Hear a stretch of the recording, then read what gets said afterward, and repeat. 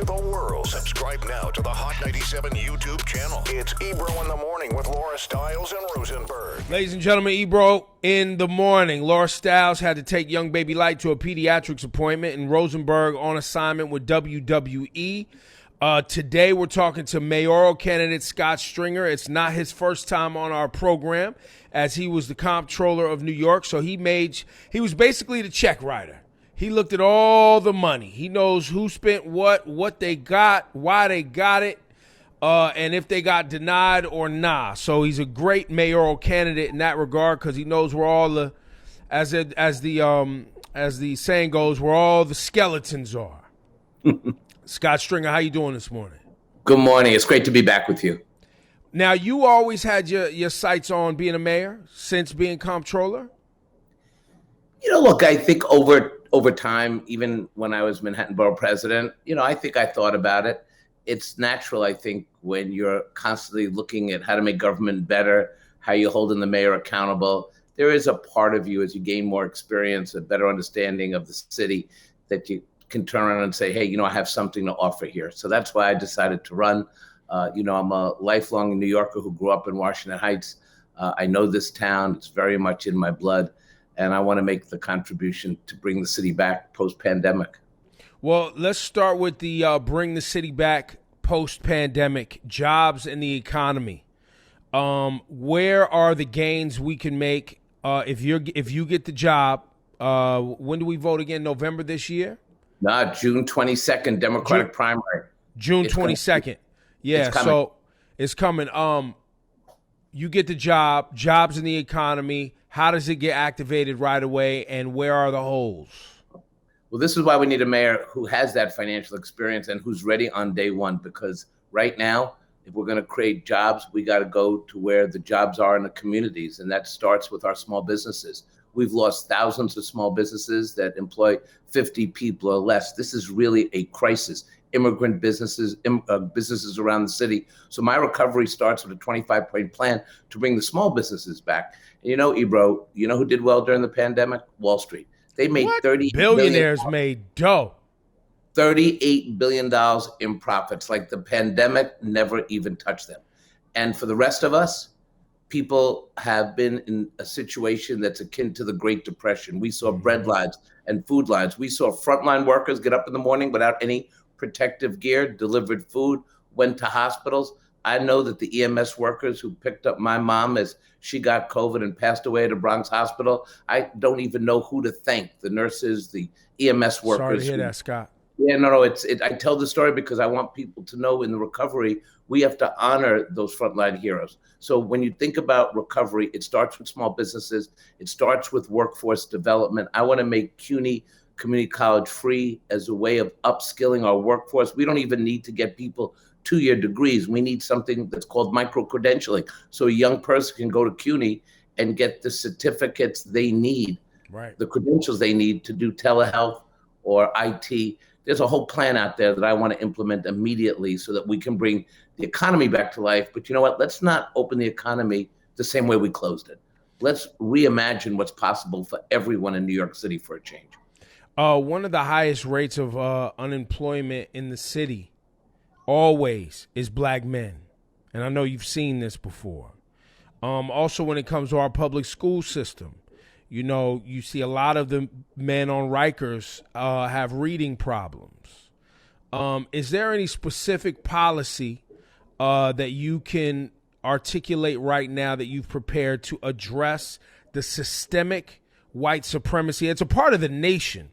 But since we're talking about New York City, it's also woven into the fabric. I know we have this facade here in New York City where we try to act like, everybody, it's equal, it's this, it's that. But there's still a lot of racism and prejudice and bigots and bias and all the things here. Anything that you have a part of your plan that will directly improve the living conditions of black families, black men getting jobs, black neighborhoods? Well, maybe we should start at the beginning. And I believe that at the earliest age, 80% of brain development occurs, and that's from ages 0 to 3. So my proposal, NYC under 3, would triple the number of families that could gain access to childcare.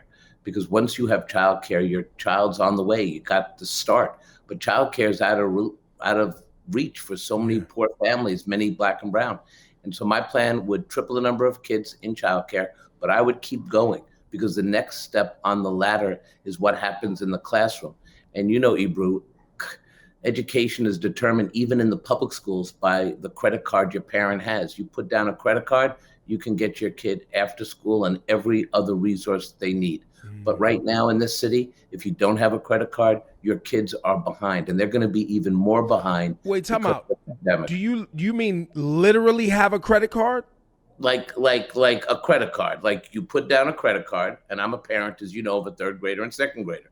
If I want my kid to play chess, I put the credit down and I get chess. If I want my kid to have robotics, I push a button, they get robotics. If they want a different athletic discipline, you push a credit card. But that's only true if you've got money. For most parents, they can't get that. If you want to have a tutor for your kid, you got to pay for it. So what I want to do. And the other part is if I don't have the money right now and I'm like, wait, hang on, I'll have the money next week, the slots are going to be full. You gotta, it's like buying tickets to a concert, right? Right. You gotta be ready to push that button and have the money.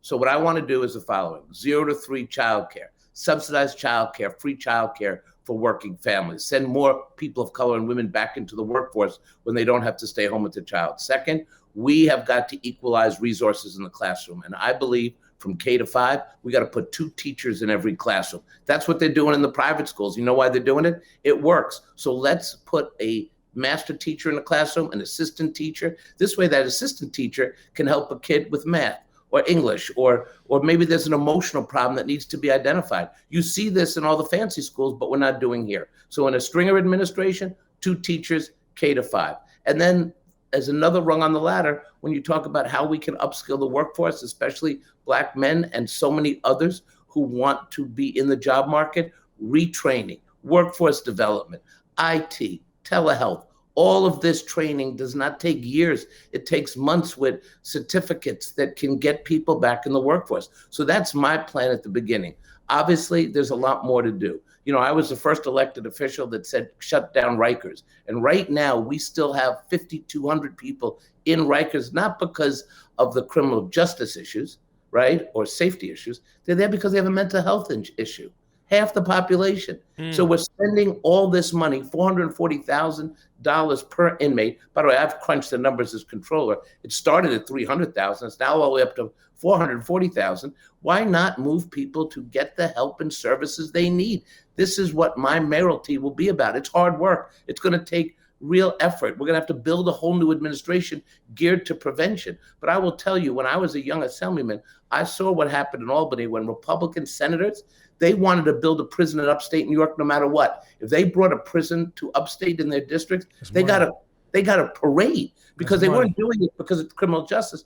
They were building the prison to take mostly Black and brown kids from downstate, ship them upstate, and create community. Many of us at the time said, don't create prisons, build schools and daycare centers. So then what happened was that economy collapsed in upstate New York. Then the hedge fund guys got involved and started to build and invest in private prisons. And when I was controller, I took all our money out of the private prison industrial complex. The reason I tell you this is we have to have a different priority. It's called keeping kids away from over-policing, keeping kids away from the criminal justice system. That has got to be how we free our children and give them a life regardless of where you come from or what you look like. You cannot have these interactions with law enforcement. Right, but see, what you're talking about, Scott, is actually progressive and has human interests, not just financial interests. And the reason I pose this that way is because the things you're talking about may take money out of some very powerful people's pockets. It also costs the city money. How are you and where are you going to find the money? And how are you going to go to war with these special interest groups? Well, I went to war with the private prison guys. So I pulled the money out of the pension fund. And I just said, enough is enough. We're not going to support your taking our children and ruining their lives, especially because all you want to do is make a profit. So I'm not afraid of the fight. I wasn't afraid to say shut down Rikers. I'm at the point in my life when I look at my kids, my third grader and second grader, you know, I want the best for them as a parent. But as mayor, my responsibility is to every child. There are kids right now, 100,000 kids passing through our homeless shelters. They don't have internet access or remote learning devices. People in public housing, no internet service. Why, in the greatest, most powerful city in the world, why did this mayoral administration fail these children? Because they didn't manage. They didn't understand the bureaucracy. They let the bureaucracy run them, not the other way around.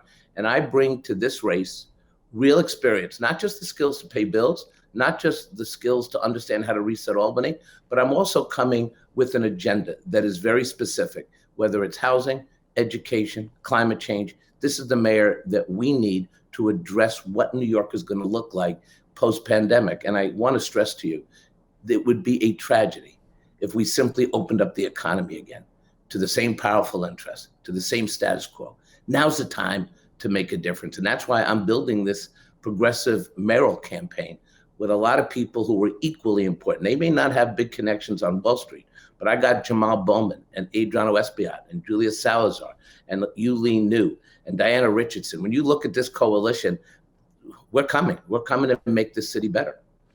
The money to pay for these things, it already exists in the budget?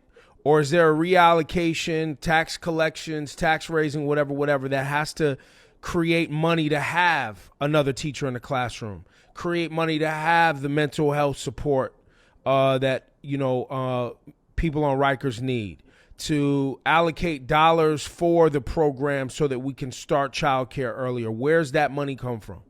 So these are great questions, and every proposal I've outlined has a dollar amount attached to it and a plan to pay for it, because you can't just simply say, I have money and throw money at things. That's a mistake.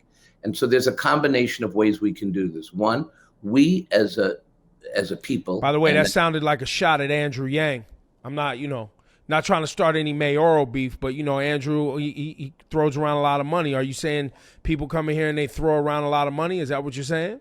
No, I wasn't thinking about that. But look, as long as we're on the topic, Andrew's proposal to give every poor person in New York City $5 a day to live on is not where I'm going. I want to create real change in the broadest way possible. So when you talk about 2 teachers, childcare, low-income housing, you have to have a real way to pay for it. And the way I would do it, partly it would be using the $6.1 billion in stimulus money that's coming our way.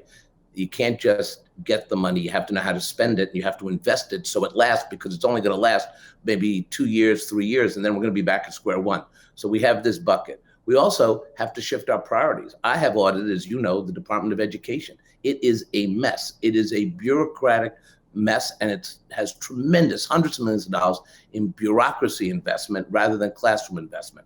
I would get our full Medicaid reimbursements. I would take that bureaucracy, smash it, and reinvest it into the classrooms. I actually think we could get to $300 million, mostly the way there, for our 2-teacher program, just by realigning the $30+ billion budget that the DOE has. So these are some of the ideas that I would. And is that on the department that the chairman of the DOE is? Whose responsibility is it to, and who do we point at? Because a lot of times these problems go nameless and faceless. I'll be honest with you. If these people who are spending wasting $30 billion in the Department of Education, they're not called to task. We don't see their name. We don't know their names. I mean, I'm sure I could Google it, but it's not a part of the mainstream news cycle. That, the reason our students aren't getting what they need is because of either the padding of pockets, the mismanagement, the consultants, the buddy who runs an organization that sent in an invoice for the weekend retreat where all the teachers, et cetera, et cetera. I hear it all, but I don't think common people understand that amount of money is being blown. Well, I have documented this in audit after audit. What you're saying is real, but there should be a name attached to the door, and it's called the next mayor of New York City. We have mayoral control, meaning the mayor is accountable. And by the way, I give Bill de Blasio great credit for pre-K, right? So let's celebrate what he did. But what he didn't do was manage this bureaucracy. And we need a progressive mayor who actually knows how to govern, knows how to walk in on day one, knows where the money has been wasted, and knows how we can move some of these city agencies. And that's what I hope to bring to this mayoralty. But it's not enough just to know where the money is. You also have to know what to spend it on. And if we're really going to change the lives of people in the city, we need big ideas, and we also need a revenue stream to pay for it, whether it's looking at revenue enhancements in Albany, making sure that we're using every last dollar for the city. Let's talk about public safety, the NYPD. It's well documented, their issues. It's also beginning to get more transparency through Statute 50A.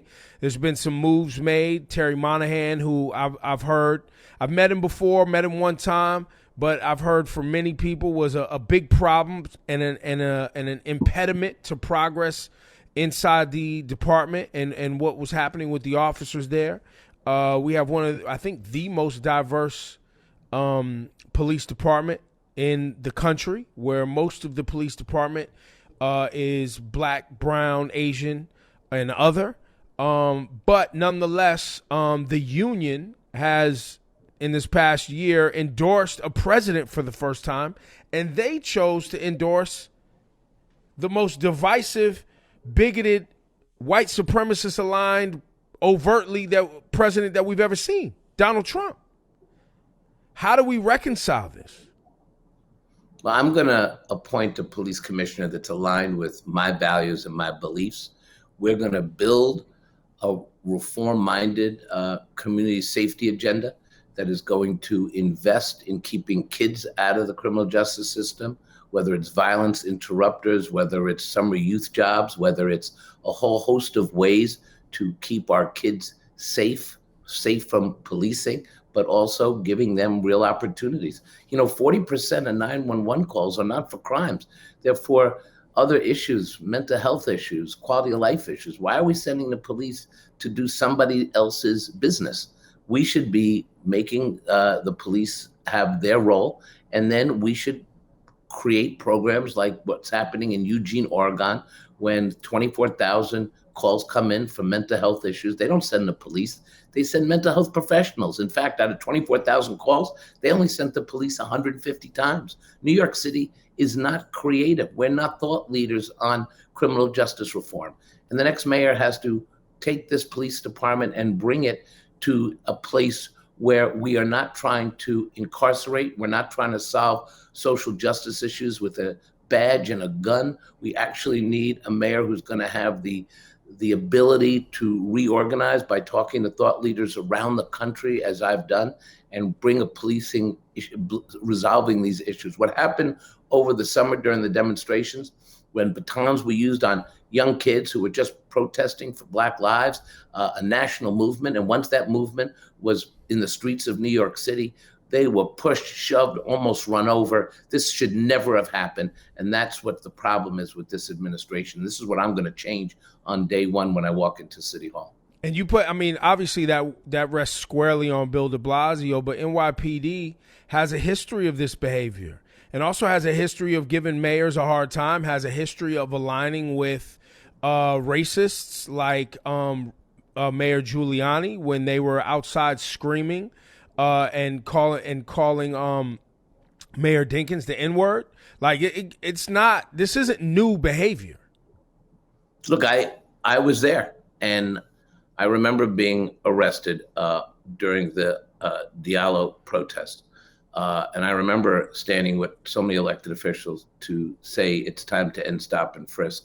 I'm no stranger to the struggle. I've been an ally, and I say ally, not leader, because I believe that leaders come from the community, and elected officials, especially elected officials who look like me, sometimes have to give less opinion and learn. And that's what I've tried to do as city controller.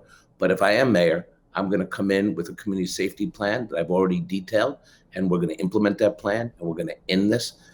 Nobody, especially Trumpers, should be running this NYPD. This is about management. This is about a progressive police commissioner, and it's about making sure that we get this. Look, I grew up in Washington Heights, uptown, when there was a lot of stuff going on back in the 70s and 80s. And I saw a lot firsthand. And I want to take that life experience and that work for the lifetime and bring it to City Hall if I can, and then work with a diverse community and the people I respect in the communities to help our children. Do you believe in having a commissioner that is civilian, or would you hire from within the ranks? My preference is a civilian commissioner, but here's the thing. I'm not mayor yet. I got this thing called the election coming up, so I'm not going to throw out promises. I'm going to build the best team I can and the most diverse team ever to come into City Hall. That's what I've done in every office I've had as borough president, as controller, and I don't want to limit myself. Obviously, I do think it's time for a civilian commissioner to have a broader perspective, but look, I'm going to go get the best leadership I can, because this is about life and death. It's about the future of the city. And I think if there's one skill I've shown over the years is I do very well attracting talent from all over the country. I do very well putting together offices that do big, great things. Scott Stringer, I respect it. And it's good to see you again. Thank you. Shout out to your team for reaching out and coming on the program yet again. So the primary, June 26th. 22nd. Democratic primary. And that is ranked choice voting. Right. So vote for me, number 1, and everyone else 2, 3, 4, and 5. There you go. I'm sticking Listen, to it. I got to be honest. I didn't have you on my scorecard. I got to add you to my scorecard. Look, I like Diane Morales. I like Maya. I like Scott. I like you. Andrew Yang, I like, but I often don't hear him talking about the issues, and I want to hear him talk about the issues more. Eric Adams, I like Eric Adams too. So there's some solid candidates out here that I think have the experience and are saying some of the right things. But I do love your detail. Well, I thank you for that. And by the way, what's great about ranked choice voting, and I see people talking about it now, whether it's on Twitter or in the streets, people are ranking candidates. And, I've seen myself ranked number 1, and then I hear someone else say, I like Stringer. I'm going to rank him number 3, but maybe he could move up, right? Right. And that's what the campaign is going to be about. I think you're going to see a lot of people figuring it out, and I think that's good for the democracy, because ranked choice voting means you can't get elected based on who you are only. You have to appeal to every community. And that, I think, will make a better mayor, no matter who wins. But I got to get up. I got to get higher on your scorecard. So can you bring me back next month? Get your numbers I'm not up. settling until we get a horse race for number 1. There it is. Scott Stringer, man, I appreciate your time today. Thanks, man. Take care. Talk to you.